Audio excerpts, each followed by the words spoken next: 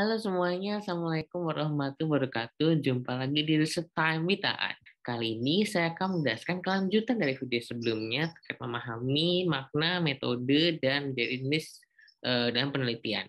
Ya, saya akan bahas kali ini masih berhubungan dengan yang sudah saya sampaikan dalam Lab Team Intensive Class di Kampus Purwakarta, yaitu yang akan saya bahas adalah bagian kedua, yaitu memahami penelitian kualitatif begitu. Nah, seperti apa penelitian kualitatif? Nah, teman-teman dapat simak pada pemaparan saya dalam webinar tersebut yang akan saya sampaikan kali ini. Kualitatif di sini yang sudah saya katakan tadi, penelitian yang mengembangkan ilmu pengetahuan seperti pemikiran tentang sebab akibat dengan melakukan pengujian teori, ya.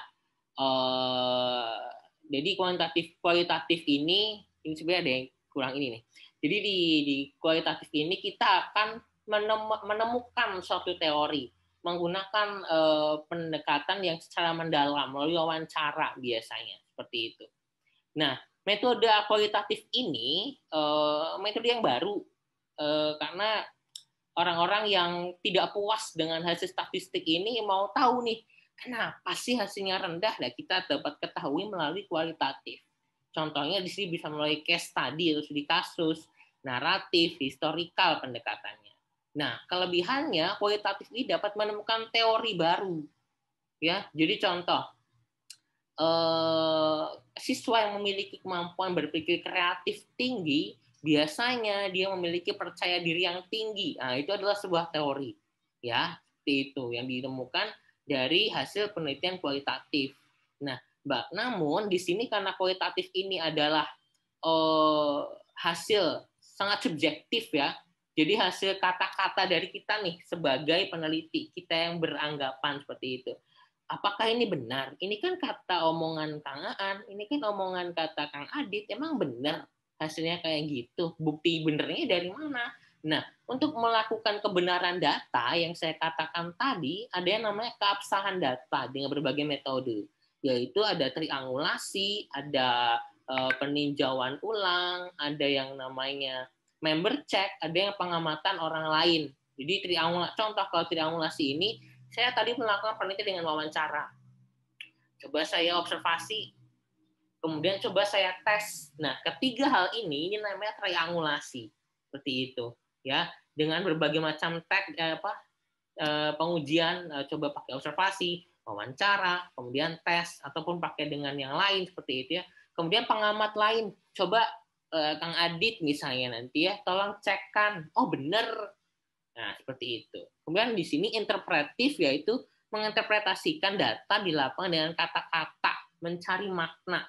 Jadi teman-teman dalam kualitatif ini akan banyak mendongeng, akan banyak bernarasi, akan banyak menulis banyak kata lah, nggak ada angka di sini.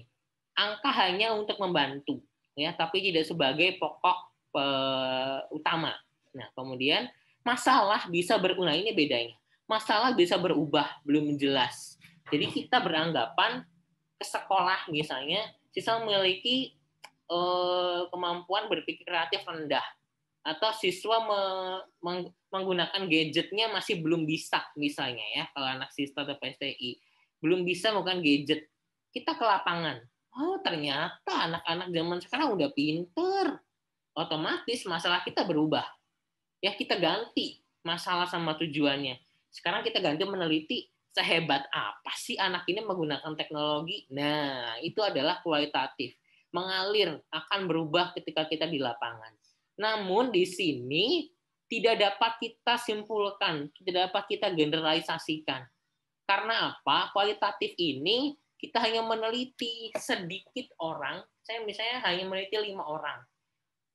Ya hanya orang itu, hanya di siswa sekolah itu, misalnya saya meneliti di Indramayu, terhadap 10 siswa, ya hanya 10 itu yang dapat kita anggap bahwa kemampuan berpikir kreatifnya rendah.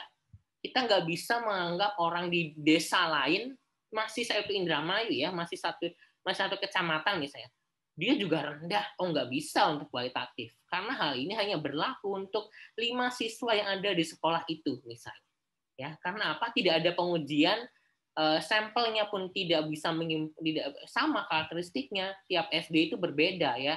Oleh karena itu hanya berlaku untuk siswa di situ. Misalnya hanya anak di SD lab school yang bisa jago pakai gadgetnya gitu. Tapi belum tentu SD di Darangdan misalnya yang atau di Manii sana mungkin belum tentu mereka bisa. Kita nggak bisa seperti itu ya dalam kualitatif. Namun hasilnya tetap dapat menjadi sebuah rekomendasi ya. Kalau di sekolah lain misalnya terjadi anak-anak yang nggak bisa gadget. Oh, di SD Lab School anaknya bisa gadget nih karena ini. Nah, di SD itu bisa menggunakan solusi yang ada di SD Lab School itu seperti apa. Itu contohnya. Ya, tidak dapat digeneralisasi, tapi hasilnya tetap bisa menjadi rekomendasi. Ya. Nah, itu saja teman-teman dapat saya sampaikan terkait penelitian kualitatif dalam acara webinar. Semoga bermanfaat. Terima kasih. Wassalamualaikum warahmatullahi wabarakatuh.